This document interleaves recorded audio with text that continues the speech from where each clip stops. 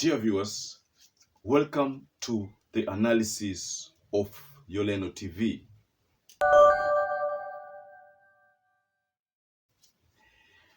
The Bible tells us, and it's true, that David was small and many doubted his ability to win battles. But he ended up slaying the beast, and that was Goliath. Kithure Kindiki should borrow the braveness of David and Solomonic wisdom of King Solomon to combat the gangs terrorizing Kenyans. Kindiki should borrow Michuki Fierce face,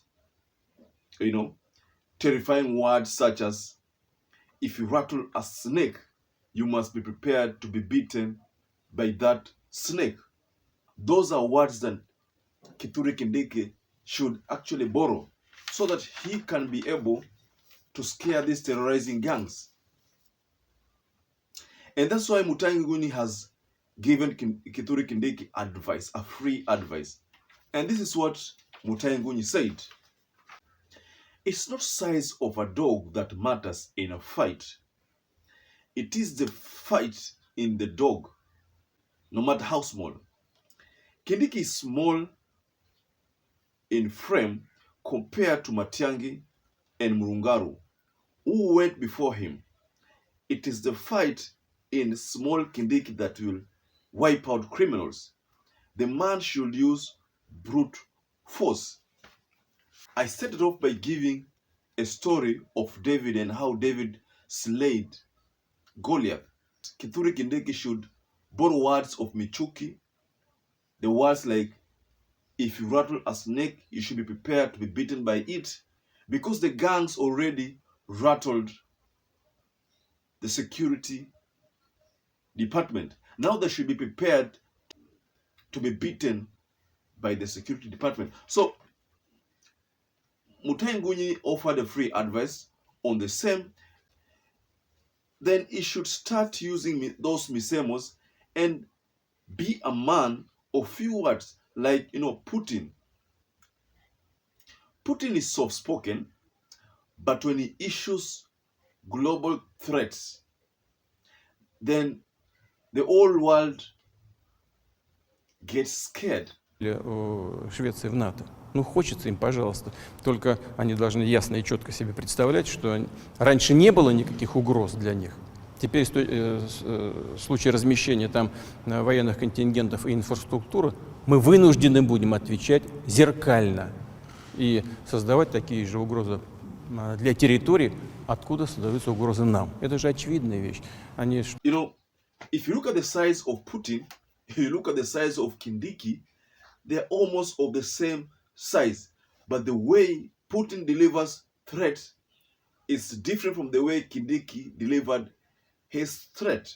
That what is happening in the northern part of this country would very easily constitute crimes against humanity. Therefore, the government is deploying multifaceted, multi-pronged, multi-agency response to the challenge and the problem of banditry. We have information where they have been retreating to. We know the challenges that have been associated in the past in getting to them. We want to make it clear as government that we are coming to dismantle not only the criminals themselves, but also to bring down the entire chain that has been the cattle or livestock rustling industry. So I think the way Kindiki delivered the threat is what Kenyans are talking about. It's not his size, ladies and gentlemen. Of course, Michuki was a bit fierce. Michuki was fierce. You look at Murungaru, fierce. You look at Matiang'i, fierce. And Matiang'i could deliver a message to the people, to these gangs, and the gangs would, wangeweza kukunja mkia. So hii inasemekana kwamba Kithure Kindiki problem ambayo amefanya ni kuwa yeye hajaongea na ule ujasiri kuonyesha kwamba yeye ndio kusema. And that's why in this video, I have offered that free advice that Kithure Kindiki should follow what MUTAHI NGUNYI said, use brute force.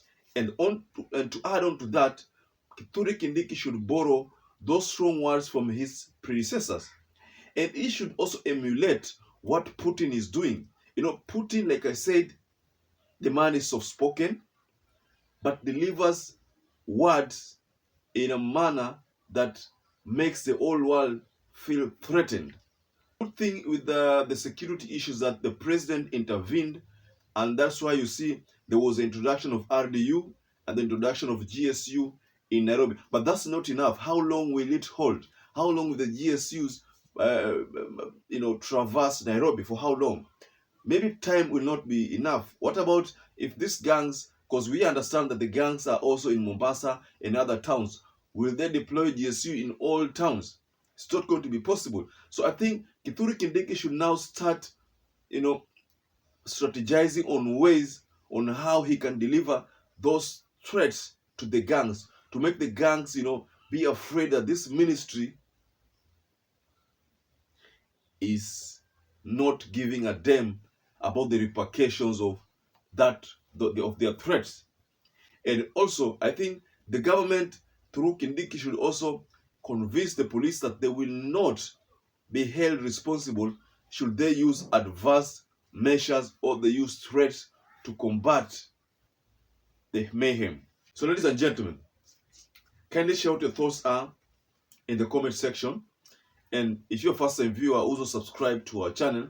Take a moment and subscribe to Orlando TV. And once again, I'd like to say thank you so much for supporting our channel to this far. And as usual, I'd like to urge you to stay safe and stay blessed.